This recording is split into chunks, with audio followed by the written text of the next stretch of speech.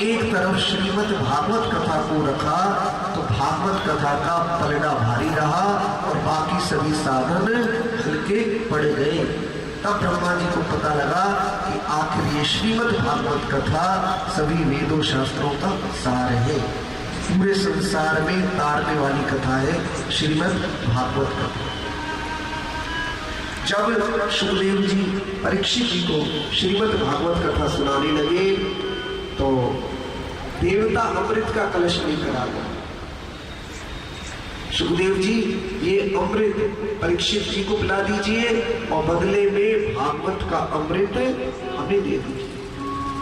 सुखदेव जी ने कहा, अरे देवताओं, अरे छलियाओं, मैं तो तुम्हें देखते ही समझ गया था कि तुम जरूर कोई न कोई स्वाद की बात करोगी। क्यों? सुर नर मुनि सब की यह रीति,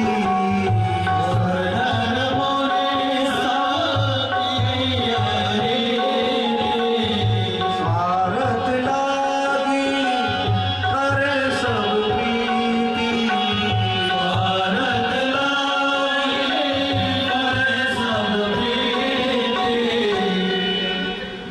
इस संसार में सुर नर मुनि सभी स्वार्थ से प्रीति करते हैं, लेकिन बिना स्वार्थ के प्रीति करने वाले तो एकमात्र भगवान ही है। हमारा कन्हैया ही एक ऐसा है, चाहे हमें कछुना चाहिए, कन्हैया हमें देना चाहे, हमसे लेना कछुना चाहे। कन्हैया को मन तो नहीं करे कि केवल यह संसार में मेरा भक्त मुझे प्यार करे और बाकी अलावा मैं भक्त के ऊपर कृपा और सातों रहूं। ये कन्हैया का भाव है मन में कि बस एक बार भक्त मेरी शरण में आ जाए। मनुष्याणाम सहस्रेषु कश्चित् तति सिद्धये, यत्तामपि सिद्धानां कश्चिन् न वेत्ति तत्त्वतः।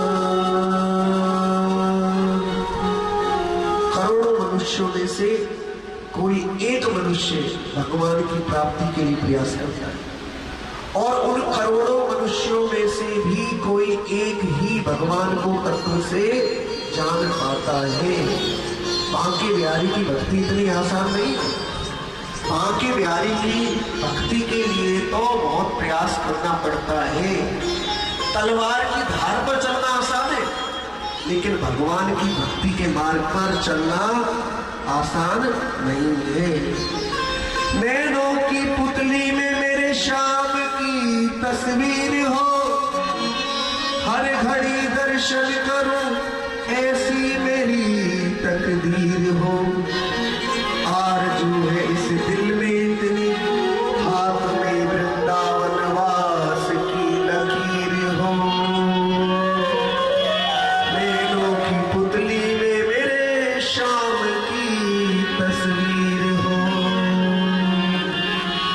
जिनके राधा कृष्ण से रिश्ते गहरे होते हैं, उनके आज और कल दोनों सुनहरे होते हैं। बोल बांके बिहारी लाल की, गौ माता की जय जय श्री राधे। करना चाहते, हमें हर पल अपने पास बुलाना चाहते हैं, लेकिन भगवान की भक्ति के मार्ग पर कोई कोई व्यक्ति चल पाता है। देवता अमृत का कलश लेकर आए। सुखदेव जी को बड़ा दुख हुआ कि कहाँ ये भागवत का अमृत और कहाँ ये तुच्छ अमृत। बहुत मन में विचार किया। देखिए, भागवत जी के अंदर ऐसी विशेषता है कि भागवत की कथा को जो सुनते हैं उन्हें कन्हैया की प्राप्ति हो जाती है। संसार के अमृत में यह विशेषता होती है कि पीने वाला अमर हो सकता है, लेकिन पीने वाला कन्हैया से नहीं मिल सकता। लेकिन इस भागवत के अमृत में ऐसी विशेषता है कि जो भागवत कथा को सुनते हैं वह संसार से पार हो जाते हैं। भागवत जी में लिखा है कि भागवत कथा को सुनना कोई एक जन्म के पुण्यों का परिणाम नहीं है, बल्कि अनेकों अनेक जन्म के पुण्य जब संचित हो जाते हैं तो व्यक्ति को भागवत कथा सुनने का अवसर प्राप्त होता रहे। एक जन्म के पुण्य से कोई भागवत कथा नहीं सुन सकता, बल्कि करोड़ों जन्मों के पुण्य जब संचित होते हैं तो भागवत कथा को सुनने का अवसर प्राप्त होता है, क्योंकि साक्षात मोक्ष की कथा है ये श्रीमद् भागवत कथा। सुखदेव जी ने देवताओं को डांटकर भगा दिया, लेकिन भागवत का अमृत नहीं दिया। क्यों? सुखदेव जी ने कोई कथा सुनने के लिए मना थोड़ी किया देवताओं को, लेकिन जब व्यापारी बनकर आए तब सुखदेव जी को बड़ा दुख हुआ कि ये तुच्छ देवता भागवत जी को भी अमृत देकर लेना चाहते हैं। भागवत की तुलना किसी भी तीर्थ से नहीं की जा सकती। आप गंगा जी जाओगे और स्नान करोगे तो गंगा जी के स्नान का फल मिलेगा, लेकिन भागवती गंगा ऐसी है जो घर घर जाकर व्यक्ति को तार रही है। इसलिए भागवत कथा को बड़े प्रेम से सुनना चाहिए। भागवत जी के अंदर स्पष्ट लिखा है कि जो 7 दिन भागवत को सुनते हैं उनकी सारी जिम्मेवारी कन्हैया के कंधों पर आ जाती है। व्यक्ति कितना ही कपटी, झूठा, लोभी, कुछ भी कैसा भी क्यों ना हो, लेकिन भागवत कथा को सुनने के प्रभाव से उस व्यक्ति की सारी जिम्मेवारी कन्हैया के कंधों पर आ जाती है और वह व्यक्ति कन्हैया की कृपा का पात्र बन जाता है।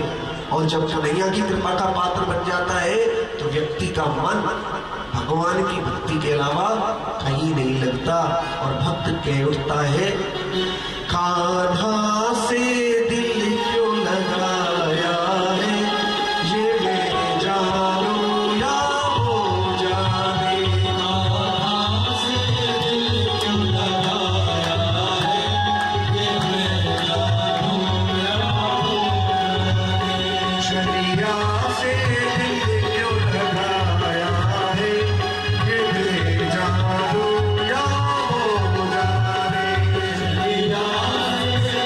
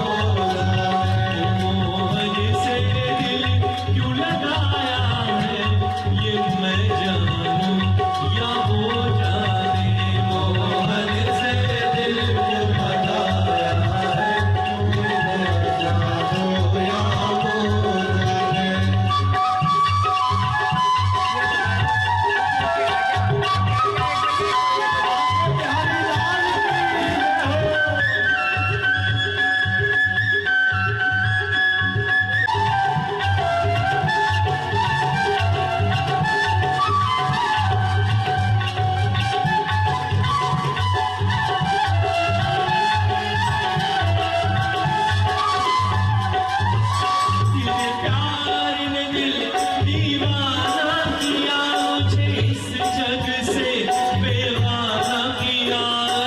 प्यार ने दिल दीवाना किया, मुझे इस जग से बेगाना किया। मुझे इस जग से बेगाना किया, मुझे इस जग से बेगाना किया। मैंने क्या खोया, क्या पाया है, ये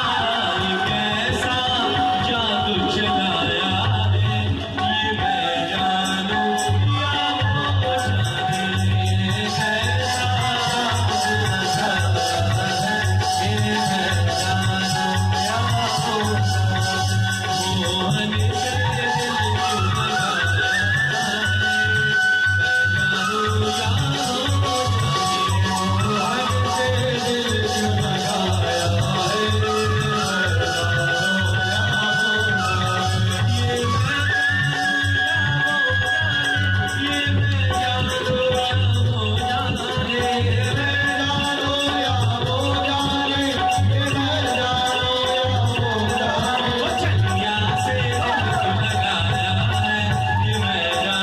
या वो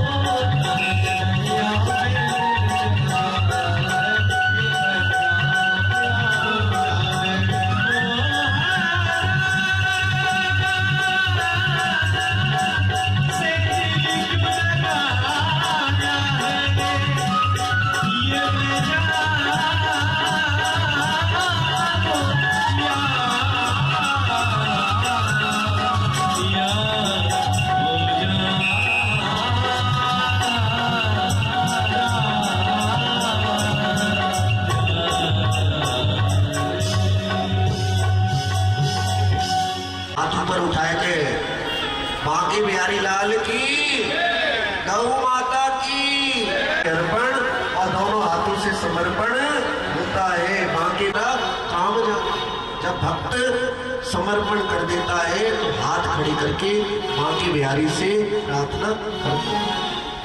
भगवान के दर्शन किस किसने किए? किस किसने किए भगवान के दर्शन? बांके बिहारी के दर्शन नहीं किया आपने तो बांके बिहारी को मूर्ति समझ रहे हो? बांके बिहारी कौन है? भगवान ही तो है। जिसकी प्राण प्रतिष्ठा हो जाती है वो भगवान ही है। कोई पूछे कि भगवान के दर्शन किए या नहीं किए तो कहो हम तो रोज दिन में 2 बार करते हैं। जो लड्डू गोपाल जी बैठे वो भी तो भगवान ही है। हमारी दृष्टि में जब ये भेद समाप्त हो जाएगा कि ठाकुर जी हमसे दूर नहीं है तो बांके बिहारी हर गली में, हर पल, हर नुक्कड़ पे, हर चौराहे पर हमें मुस्कुराते हुए मिलेंगे। कन्हैया ऐसे हैं वृंदावन के जो एक बार हृदय में घुस जाए तो फिर हृदय से नहीं निकलते, बल्कि भक्त को ही इस संसार सागर से पार लगा देते हैं। बोल राधा रानी सरकार की, वृंदावन धाम की। आवाज आवे ना खूब, आज तो पनीर के पकौड़ा खाए, महोड़ा खाए, खूब माल खाए काजू की बर्फी, और आवाज निकलना रहे राधा रानी सरकार की, गौ माता की जय जय श्री, जय जय श्री, जय जय श्री। एक बार नारद जी वृंदावन में भ्रमण कर रहे थे।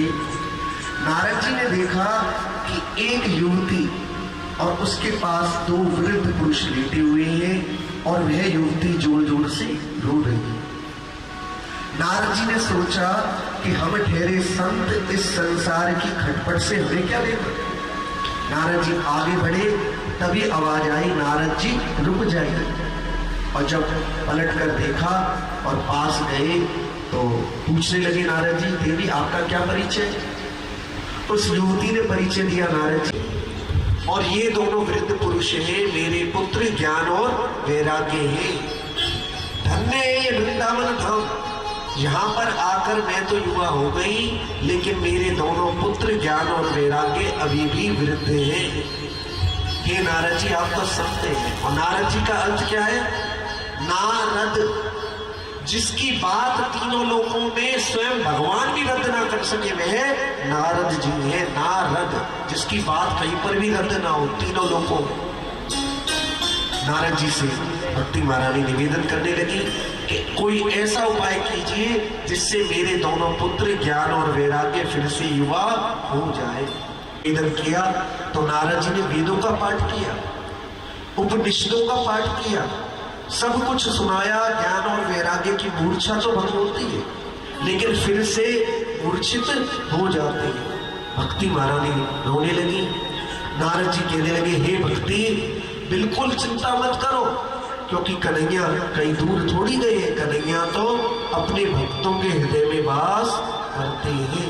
हरि व्यापक सर्वत्र समाना, हरि व्यापक सर्वत्र समाना, हे मृत प्रगट होहि में जाना, हे मृत प्रगट होहि में जाना, अपने कृपा करो हे आदि, अब प्रभु कृपा करो हे भाति, सब तज भजन करो दिन राति, सब तज भजन करो दिन राति, अब कछु नाथ न चाहिए मोरे,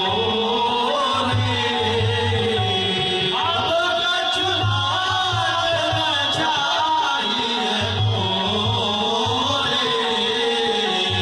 दीन दयाल अनुग्रह तोरे, दीन दयाल अनुग्रह तोरे। हे भक्ति महारानी बिल्कुल चिंता मत करना, क्योंकि भगवान कहीं दूर थोड़ी। जीवन में जब बांके बिहारी की कृपा होती है तो कुछ भी असंभव नहीं होता है। रमण रेती गोकुल में एक बुजुर्ग मैया गई, चलने में इतनी दिक्कत, इतनी कठिनाई कि घर वाले भी कहे कि मैया बहुत जीवन तुम्हारा तो कठिन है। घर वाले पकड़ कर ले गए और जहाँ रमण रेती है वहां पर ऐसा नियम है कि जो जाता है रमण रेती में खूब लौटते। रमण रेती लौटो नहीं, कियो ने यमुना पान, तो तेने जानो कहा ब्रज को तत्व महान।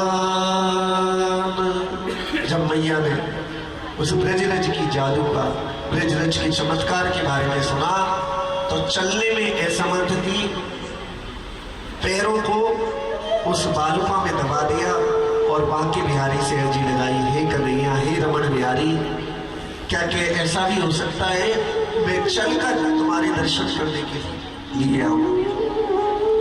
बहुत देर तक बैठी रही मैया, रोती रही, और जब पैर को निकाला बालू हटाकर तो पैर में एक हरकत सी हुई, और देखते ही देखते बांके बिहारी ने ऐसी कृपा की कि जब आई थी तो पैरों पर चल नहीं सकती थी, लेकिन जब गई तो अपने पैरों पर चलकर अपने घर गई। घर वालों ने दांतों के नीचे उंगली दबाई। हमारे जीवन में समस्या कितनी भी बड़ी क्यों ना हो, लेकिन बांके बिहारी की कृपा से बड़ी समस्या हमारी नहीं हो सकती। हमारे जीवन में कष्ट जो है वो बांके बिहारी की कृपा से बड़े नहीं हो सकते। इसलिए व्यक्ति को जीवन में कठिनाई का समय हमेशा आशा, उम्मीद और सकारात्मक होकर काटना चाहिए, क्योंकि समस्या कितनी भी बड़ी हो, लेकिन बांके बिहारी की कृपा से कोई भी समस्या बड़ी नहीं हो सकती। जब बांके बिहारी कृपा करेंगे तो जीवन में समस्या नहीं, समस्या के कारण को ही उखाड़ कर फेंक देंगे। बोल बांके बिहारी लाल की, गौ माता की जय जय श्री सो है। क्या कोई चिंता नहीं है? किसी को कोई चिंता नहीं, बांके बिहारी देखेंगे, है कोई मदद? चिंता नहीं करनी चाहिए, भगवान का चिंतन करना चाहिए। जितना ज्यादा भक्त का दृढ़ विश्वास होता है बांके बिहारी पर, उसी अनुपात में ही उस व्यक्ति को कृपा प्राप्त होती है। चिंता करता है क्यों? चिंता से होता है क्या? भरोसा रख कृष्ण पर, फिर देखो होता है। इसलिए जीवन में हमेशा बांके बिहारी पर हमें विश्वास बनाकर रखना चाहिए।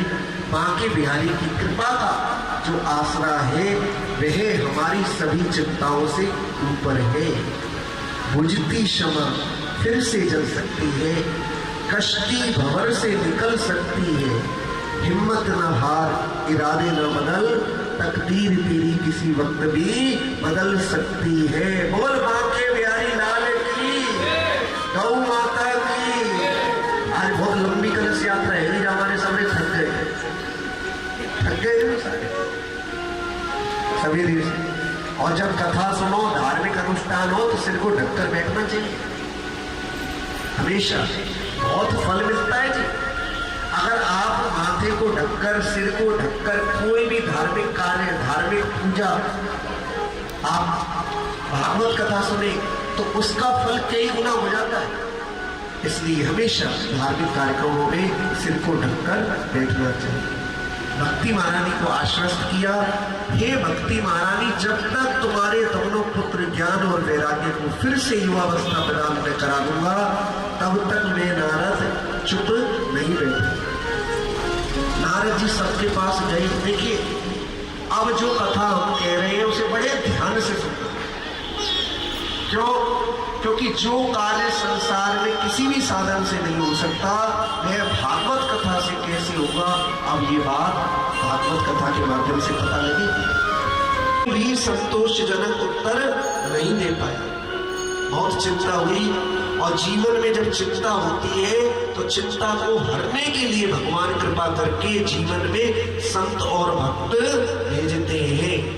नारद जी आगे बढ़े, तभी सनकादि ऋषियों का उन्हें दर्शन हुआ। और सनकादि ऋषि कैसे? 5 वर्ष की अवस्था ये है, सनत, सनंदन, सनातन और सनत कुमार। और जीवन में कार्य क्या है?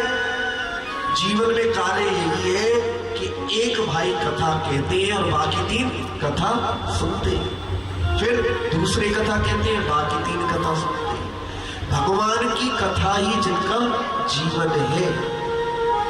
नारद जी को जब चिंतित देखा तो कारण पूछा, और जब कारण पता लगा तो सनकादि ऋषि कहने लगे, नारद जी बस इतनी सी बात, इतनी छोटी सी बात पर आप चिंता कर रहे हो?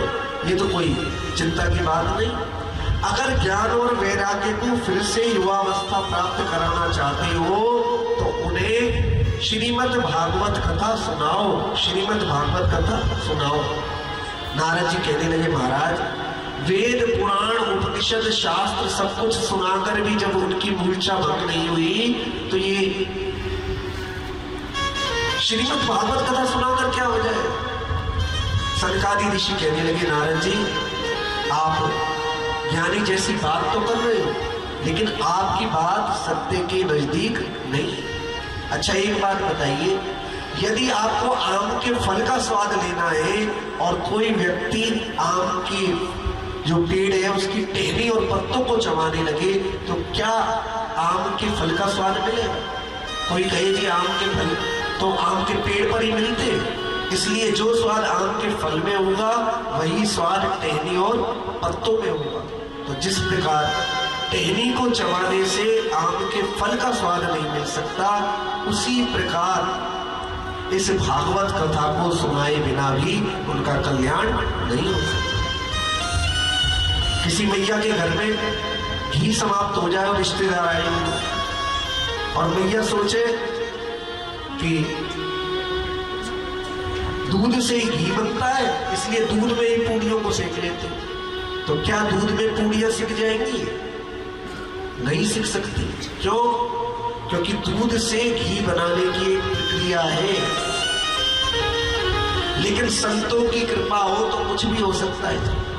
बहुत पुरानी घटना नहीं है, गोकुल में रबड़ रेती में भंडारा चल रहा था वहां पर, और पुरानी घटना है, भंडारे में घी समाप्त हो गया। उस समय तांगा गाड़ी चलती थी, मथुरा से घी आता था।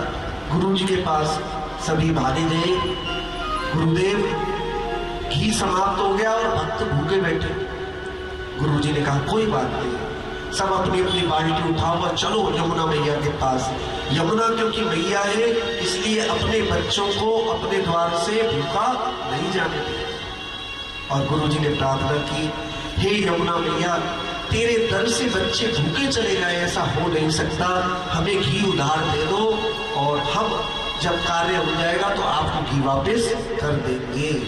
शिष्यों से कहा कि भर लो सब यमुना जल को, और यमुना जल लाकर जब कढ़ाई में छोड़ा तो पूड़ियां छन छन करके सिकने लगी। सबने आश्चर्य से उस लीला को देखा। बाद में जितना घी लिया था उतना ही यमुना मैया में प्रवाहित कर दिया गया। तो संतों की कृपा अगर हो जाए तो कोई भी कार्य असंभव नहीं है। हम वृंदावन में जब रहते थे तो पंडित जी एक बार परिक्रमा लगा रहे थे, उन्होंने रास्ते में ऐसे संत के दर्शन किए जिनकी पल के घुटनों से भी ज्यादा लंबी थी। कहने लगे कि हम दर्शन किए और हमने कहा गुरुजी प्रणाम, बस उन्होंने यही कहा खुश रहे खुश रहे खुश रहे बच्चा। और जब तक देखा तब तक तो हवा मार्ग से वायु मार्ग से परिक्रमा लगा रहे थे, वो यहीं पर रह गए और वो पीछे से कोने से मुड़ गए, बहुत तेजी से परिक्रमा लगा रहे। तो वृंदावन ब्रज भूमि में आज भी ऐसे संत हैं जिनकी आयु हजारों वर्ष है, लेकिन उस दर्शन के लिए हमारे इतने पुण्य नहीं है जो हमारे जैसे साधारण लोगों को वे दर्शन हो सके। संतों की खान है ये भारत। तो नारद जी ने एक विशाल श्रीमद् भागवत कथा का अनुष्ठान किया।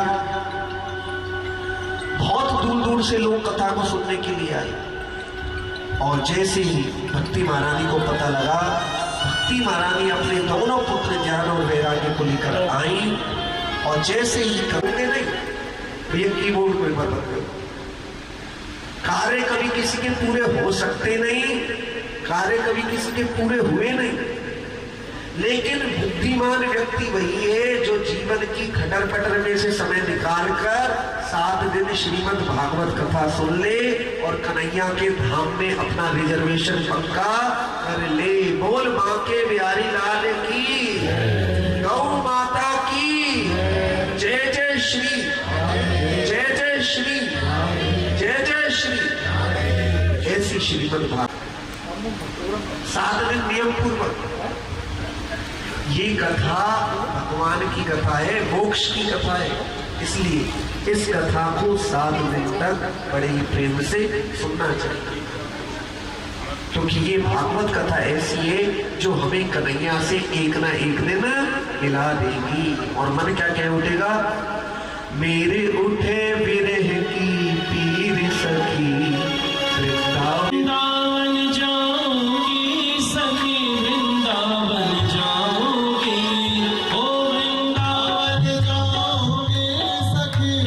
वृंदावन जाऊंगी बाजे मुरली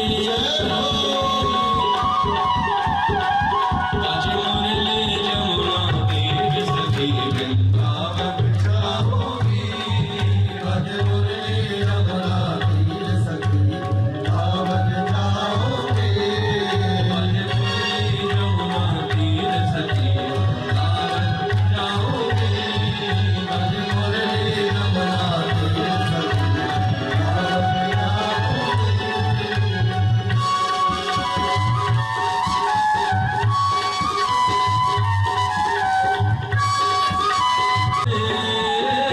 भोजन बाली छोड़ दिया साथिया मेरे नैना बरसे नीर सखी वृंदावन जाओगे मेरे नैना बरसे तीर सखी वृंदावन जाऊंगी वृंदावन जाऊंगी सखी वृंदावन जाऊंगी हो वृंदावन जाऊंगी सखी वृंदावन जाऊंगी बाजे मुरली बाजे मुरली बाजे मुरली जमुना तीर सखी वृंदावन जाओगे भज मुरली रमणा तीर सखी वृंदावन जाऊंगी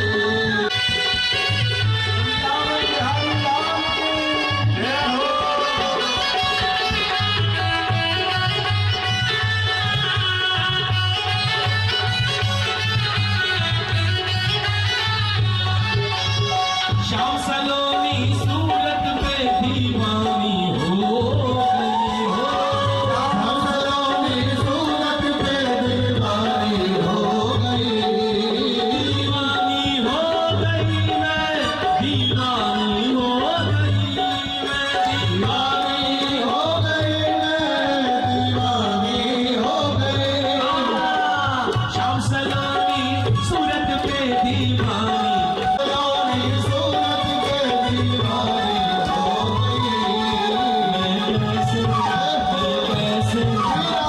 कैसे हारोगे सखी वृंदावन जाओगे मैं वैसे मेरे सखी वृंदावन जाऊंगी वृंदावन जाऊंगी सखी वृंदावन जाऊंगी वृंदावन जाऊंगी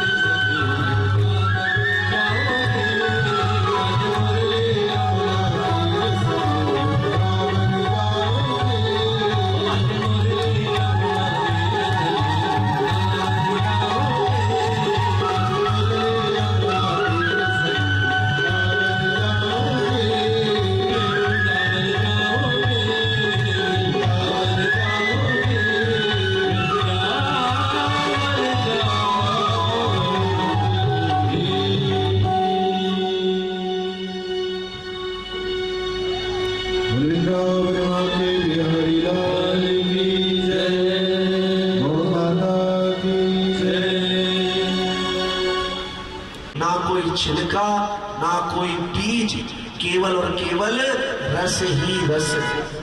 तो पीनो चाहिए ना पीनो चाहिए? पीना चाहिए ना पीना चाहिए? पीना चाहिए। कौन कौन पीवे वो?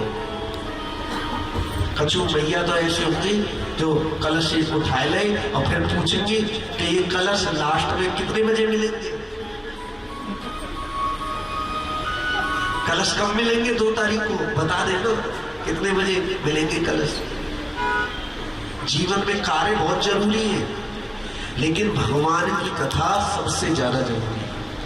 जिंदगी जब तक रहेगी फुर्सत न होगी काम से, कुछ समय ऐसा निकालो प्रेम कर लो शाम से। तो भगवान के प्रेम को प्रदान करने वाली कथा है श्रीमद् भागवत कथा।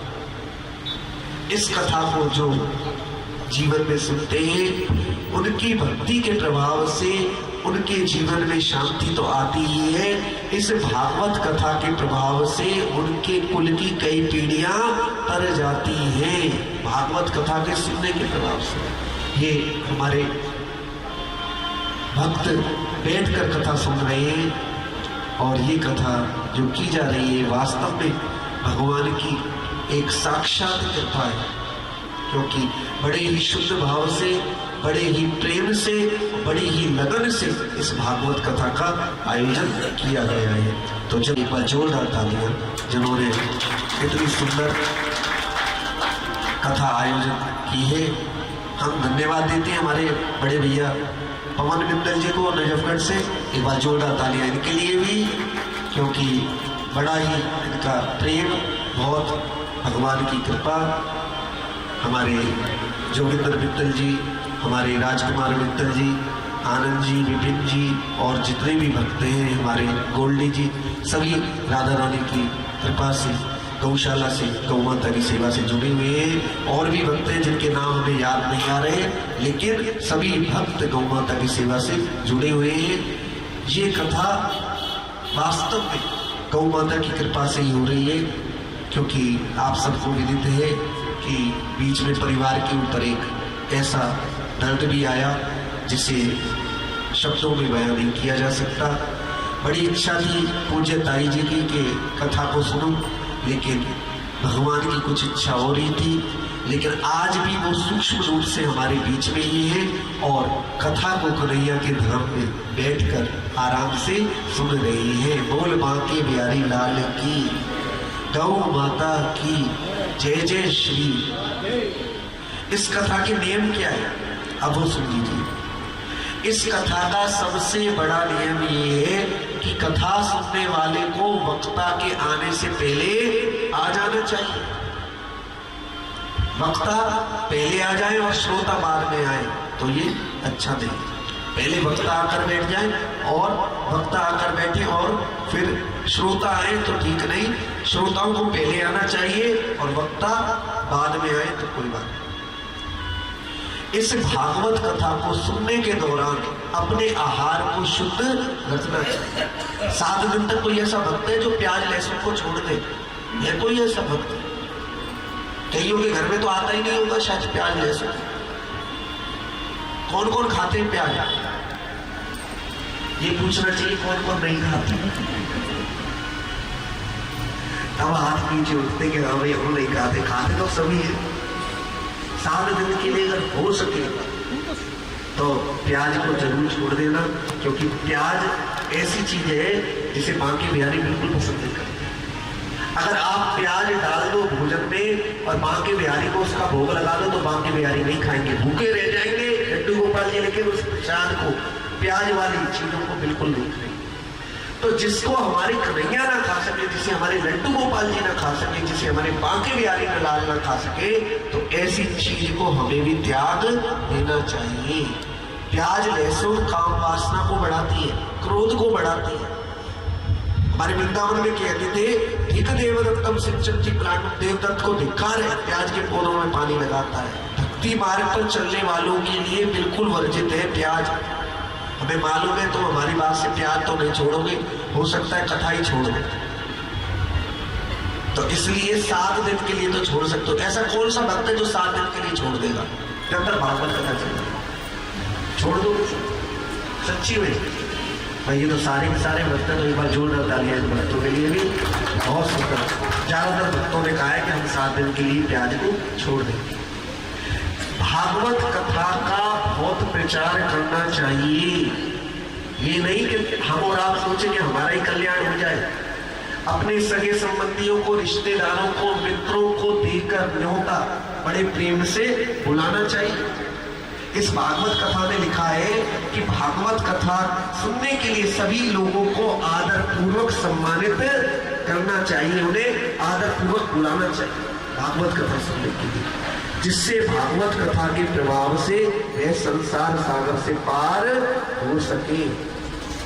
भागवत कथा के दौरान सजावट करनी चाहिए। वो तो किसी चीज की कमी है ही नहीं यहाँ पर, वो तो बिना कहीं कितनी जोरदार भव्य सजावट की है।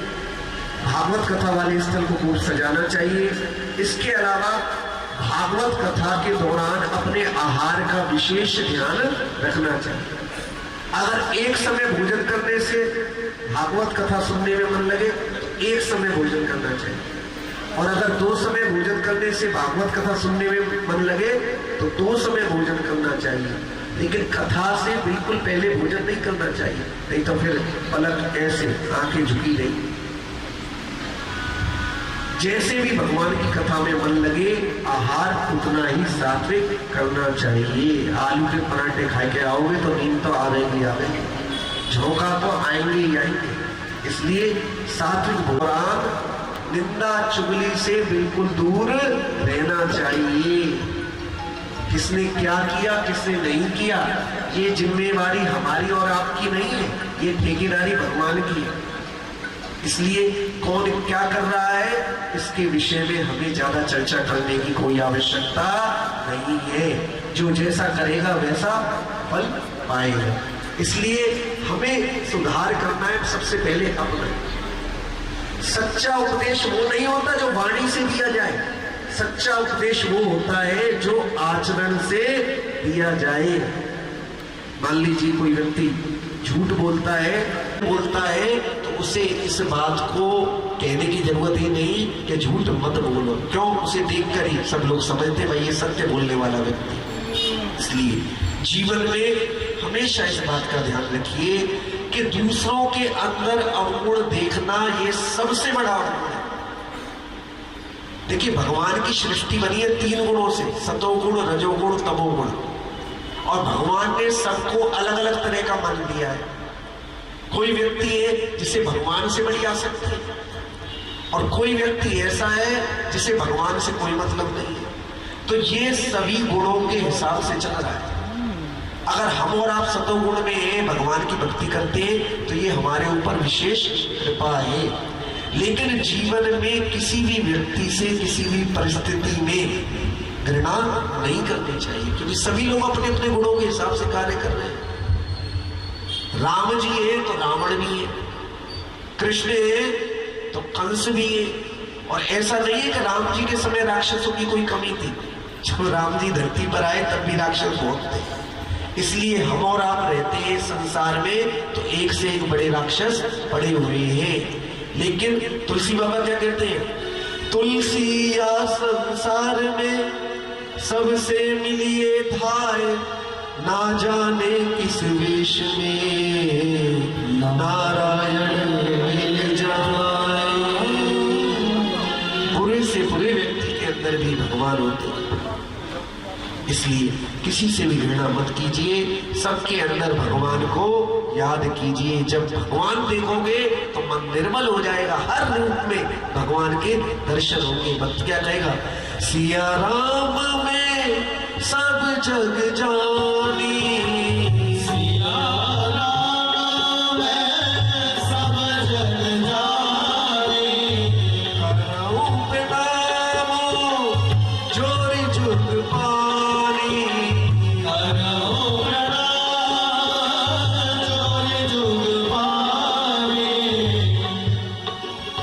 पूरे संसार के अंदर राधा और कृष्ण दिखाई देंगे, पूरे संसार के अंदर सीताराम जी दिखाई देंगे। और जीवन की यही सबसे बड़ी सफलता है कि हर रूप में भगवान के दर्शन हो, हर रूप में कन्हैया के दर्शन हो। तो इस भागवत कथा का खूब प्रचार कीजिए, जिससे ज्यादा से ज्यादा लोग आए और भगवान की कथा को सुनकर भगवान की सेवा से जुड़ जाएं। बोल बांके बिहारी लाल की। कितना जोरदार जयकार हो।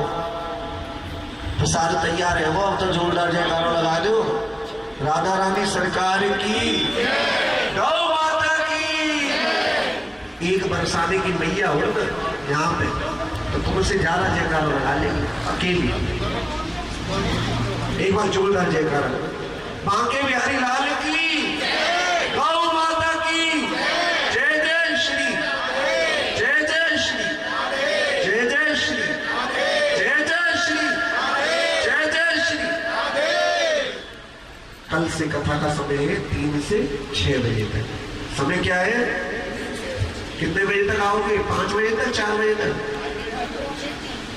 2:45 बजे तक स्थान ग्रहण कर लेना है, क्योंकि साक्षात भगवान की कथा है ये श्रीमद् भागवत कथा।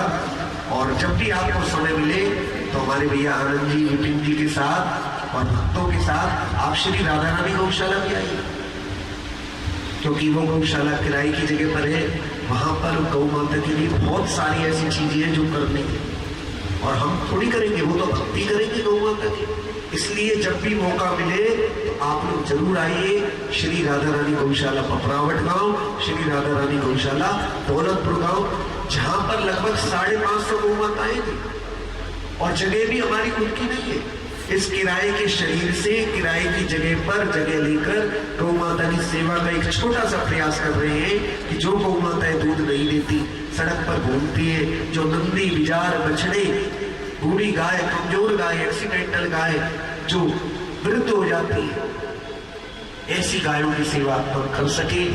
और बहुत सौभाग्य है हमारा जो ऐसे गो भक्तों के बीच में कथा कहने का अवसर प्राप्त हो रहा है।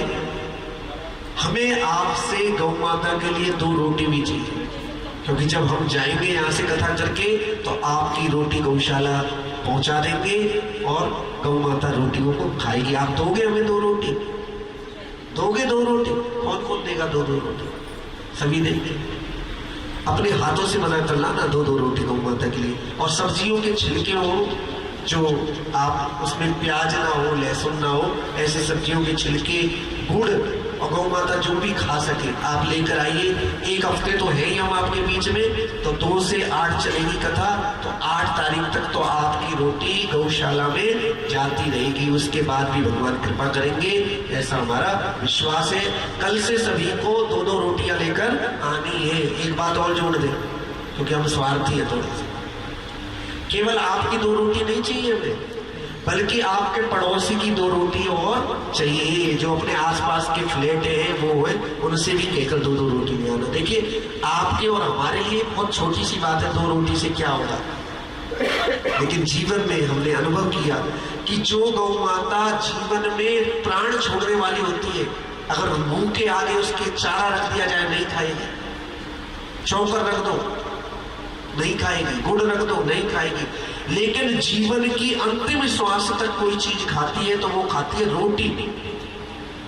बिल्कुल प्राण निकलने वाले 5 मिनट में रोटी दिखा दी और गौ माता लपक के एकदम खा दी। तो ये रोटी ऐसी बूढ़ी गौ माताओं को खिलाएंगे जो गौ माता कमजोर है।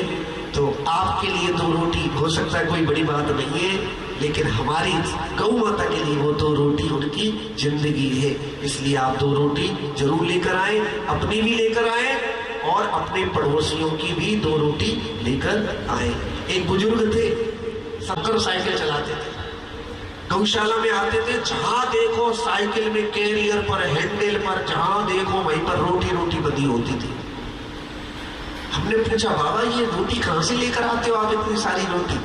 कहने लगे, बेटा लोग बड़े आलसी हैं, गौशाला तक नहीं जा पाते, मैं बुजुर्ग हूँ, लेकिन मेरा मन करता है कि यहाँ पर जब मैं रोटी लेने आता हूँ तो देखता हूँ कि जब मैं रोटी खिलाता हूँ तो थोड़ी सी रोटी होती है, बाकी गौ माता भी देखती है कि मुझे भी रोटी मिल जाए। इसलिए मैंने नियम बना लिया कि घर घर जाता हूँ और सारी गली वालों से कह दिया, अगर तुम नहीं जा सकते तो अपनी थैली में रोटी बांध कर रखा करो, और मैं गौशाला में गौ माता को खिला दिया था।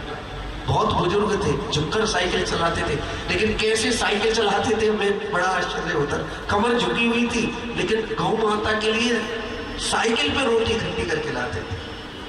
तो जीवन में जब ऐसा भक्ति भाव आ जाएगा तो हमारी गौ माता कसाई खानों में नहीं जाएगी, क्योंकि जीवन भगवान की कृपा से मिला है, और भगवान की कृपा से मिले इस जीवन को यदि हम गौ माता की सेवा में लगा दे तो ये जीवन धन्य धन्य हो जाएगा।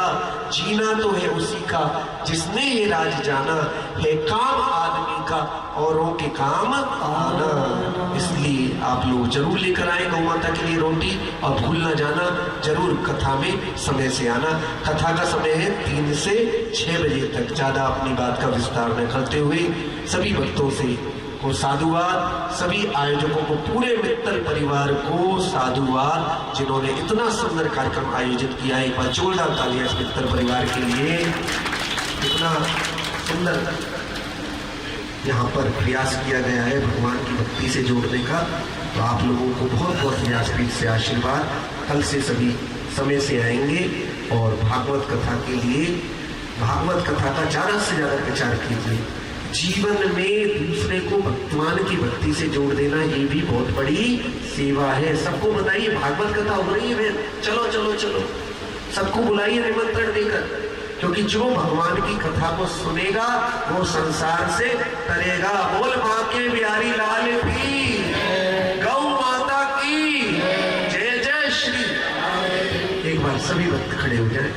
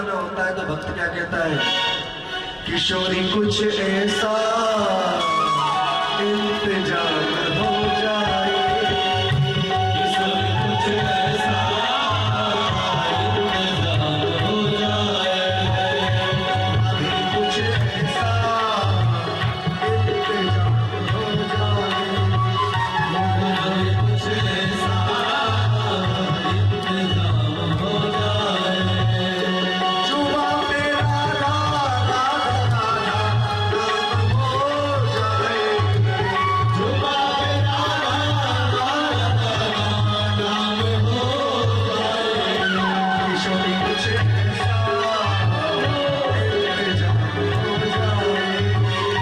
किशोरी कुछ ऐसा इंतजाम हो जाए। और जब अचानक की कृपा होती है तो कन्हैया होली खेलते हैं भक्तों के साथ। लेनन में पिचकारी गई, मोहे गाली गई होली खेली पिचकारी गई, मोहे गाली गई होली खेली लेनन में पिचकारी गई, मोहिकारी गई, होली खेली राजा। पिचकारी गई मोहे गाली गई होली खेली